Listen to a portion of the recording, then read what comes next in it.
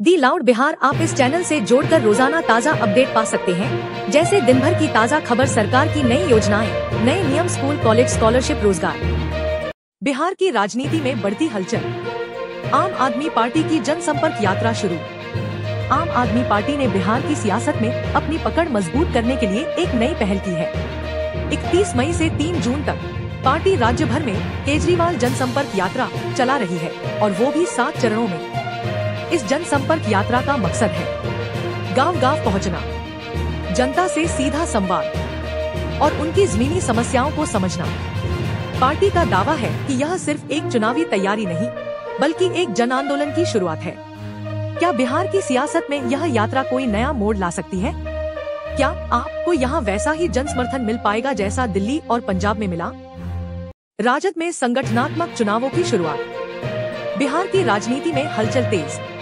31 मई 2025 से राष्ट्रीय जनता दल राजद ने अपने संगठनात्मक चुनावों की प्रक्रिया का पहला चरण शुरू कर दिया है। यह चुनाव पार्टी की आंतरिक संरचना को फिर से व्यवस्थित करने की दिशा में एक अहम कदम है। 3 चरणों में होगा चुनाव, तारीखें तय। चरण स्तर तारीख। पहला चरण प्रखंड ब्लॉक कमेटियां 31 मई 2025 से। दूसरा चरण जिला कमेटियां 5 जून 2025 से। तीसरा चरण प्रदेश अध्यक्ष का चुनाव 14 जून 2025 से। 2025 से 26 के संभावित चुनावों की तैयारी। संगठनात्मक चुनावों के जरिए राजद अपनी सांगठनिक ताकत को पुनः सशक्त करने की कोशिश में है। यह आगामी विधानसभा और लोकसभा चुनावों से पहले जमीनी नेटवर्क को सक्रिय करने की रणनीति का हिस्सा है। युवाओं और नए चेहरों को मौका। उम्मीद की जा रही है कि इन चुनावों के माध्यम से पार्टी नई पीढ़ी के कार्यकर्ताओं को संगठन में जगह देगी। इससे तेजस्वी यादव के नेतृत्व को जमीनी समर्थन भी मिलेगा। गठबंधन राजनीति में दबदबा कायम रखने की कवायद। कांग्रेस, वाम दलों और अन्य गठबंधन सहयोगियों के साथ तालमेल में राजद यह दिखाना चाहता है कि वह बिहार में सबसे मजबूत विपक्षी दल है। पार्टी सूत्रों के मुताबिक यह चुनाव लोकतांत्रिक प्रक्रिया के तहत कराया जा रहा है, जिससे कार्यकर्ताओं को संगठन में भागीदारी का सीधा अवसर मिलेगा। राजनीतिक विश्लेषकों की राय। यह प्रक्रिया सिर्फ आंतरिक संगठन का काम नहीं, बल्कि राजनीतिक संदेश है कि राजद जमीनी स्तर पर पूरी तरह सक्रिय है और नीतीश भाजपा गठबंधन को सीधी चुनौती देने के लिए तैयार है। क्या बदलाव हो सकते हैं? कई पुराने जिला अध्यक्षों की जगह नए नाम सामने आ सकते हैं, खासकर युवा और तेजस्वी समर्थक चेहरे। तेजप्रताप यादव की भूमिका को लेकर भी अटकलें हैं। क्या वे संगठनात्मक चुनावों में सक्रिय भाग लेंगे? मुस्लिम यादव समीकरण को मजबूत करने की रणनीति भी इन चुनावों के जरिए अपनाई जा सकती है।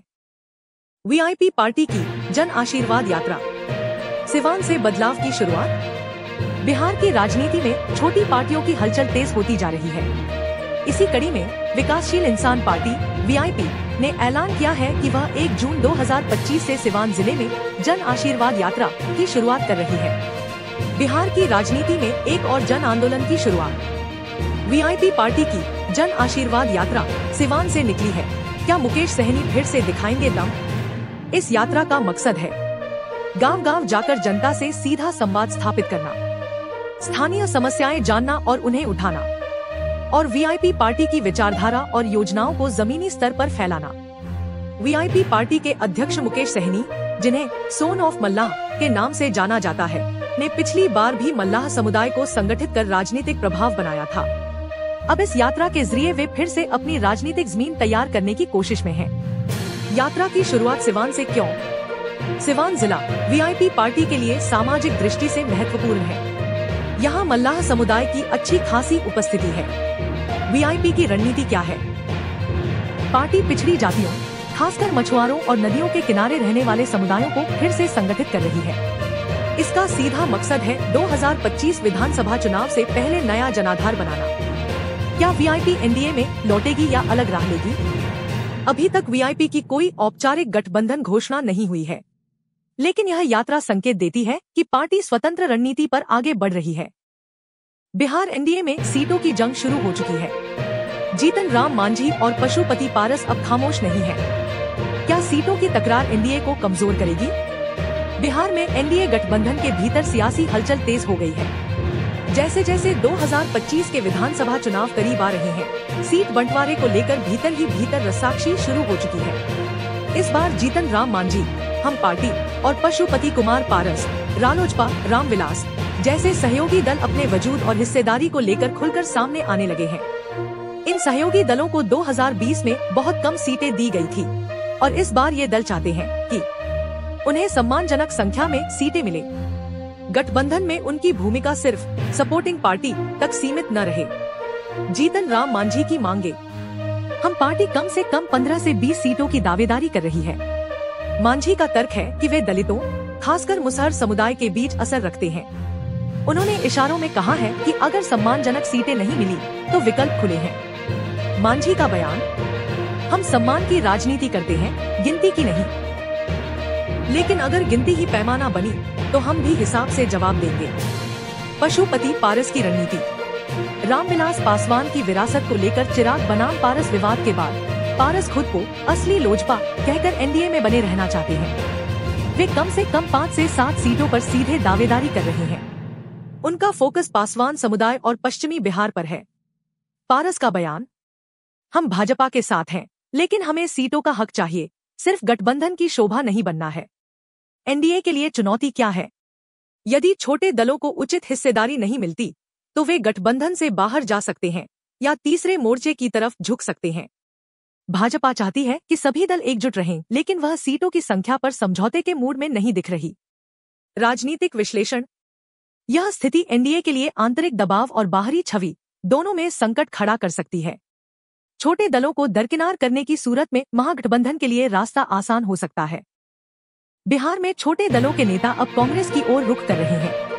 क्या यह सिर्फ विरोध है या एक नई सियासी धारा की शुरुआत? बिहार की सियासत में हलचल और समीकरणों के बदलने का सिलसिला जारी है। अब छोटे दलों के कुछ वरिष्ठ नेताओं ने कांग्रेस का दामन थामकर इस हलचल को और तेज कर दिया है। कौन कौन हुए शामिल? धीरेन्द्र कुमार शाही, पद कार्यकारी अध्यक्ष, लोकप्रिय समता पार्टी। धीरेन्द्र कुमार शाही लंबे समय से सामाजिक न्याय और पिछड़े वर्गों की राजनीति में सक्रिय। त्रिलोकी कुमार मांझी, पद वरिष्ठ नेता, समाज, दलित महादलित वर्ग में अच्छी पकड़। इन दोनों नेताओं ने अपने समर्थकों के साथ कांग्रेस की सदस्यता ली। इन नेताओं ने कांग्रेस में शामिल होते हुए कहा कि हम राहुल गांधी के नेतृत्व में उस संघर्ष से जुड़ना चाहते हैं जो संविधान और लोकतंत्र की रक्षा के लिए चल रहा है। बिहार में वैकल्पिक राजनीति की जरूरत है और कांग्रेस ही उसका मंच बन सकती है। कांग्रेस लंबे समय से बिहार में अपने जनाधार को पुनर्जीवित करने की कोशिश कर रही है। यह घटनाक्रम उसी दिशा में एक सामाजिक और प्रतीकात्मक समर्थन है। छोटे दलों के कई नेता एनडीए और महागठबंधन दोनों से संतुष्ट नहीं हैं। वे अब राहुल गांधी की भारत जोड़ो यात्रा और संविधान बचाओ अभियान से प्रभावित होकर कांग्रेस की तरफ लौट रहे हैं। खासकर त्रिलोकी मांझी जैसे नेताओं का आना कांग्रेस को दलित वर्ग में नई पकड़ दिला सकता है। संख्या में ये नेता भले कम हो, लेकिन प्रतीकात्मक रूप से कांग्रेस के लिए अहम है। बिहार में कांग्रेस को गंभीरता से लेने की जरूरत विपक्षी दलों को अब पहले से ज्यादा महसूस होगी। कांग्रेस अब इन नेताओं को स्थानीय स्तर पर संगठित करने और भारत जोड़ो नैरेटिव को पंचायत स्तर तक पहुंचाने की कोशिश करेगी। अगर यह सिलसिला जारी रहा तो कांग्रेस 2025 विधानसभा चुनाव में मजबूती से सामने आ सकती है। जातीय जनगणना को लेकर प्रधानमंत्री मोदी के फैसले पर नीतीश कुमार का बड़ा बयान, बताया इसे ऐतिहासिक कदम। क्या सामाजिक न्याय अब एनडीए की नई ताकत बनेगा?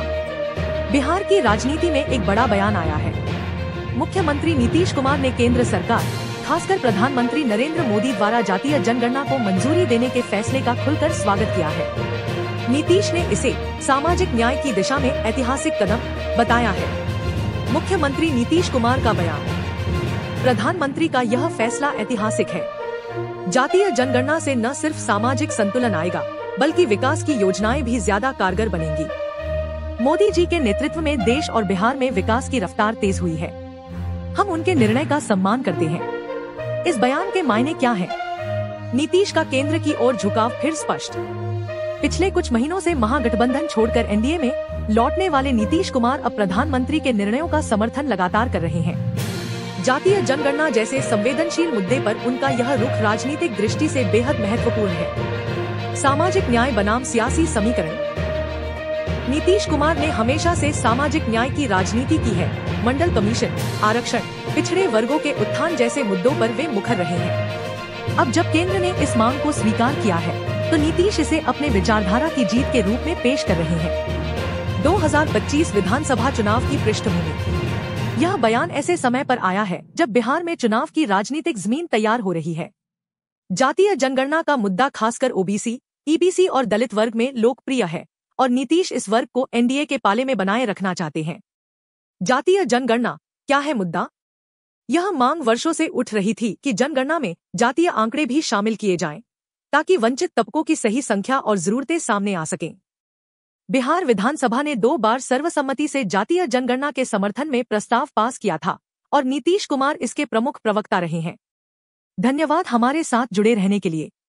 अगर वीडियो पसंद आया हो तो लाइक करें, शेयर करें और सब्सक्राइब करना न भूलें। बेल आइकन दबाएं ताकि बिहार की राजनीति की हर नई खबर आप तक सबसे पहले पहुंचे। मिलते हैं अगली रिपोर्ट में, तब तक के लिए नमस्कार।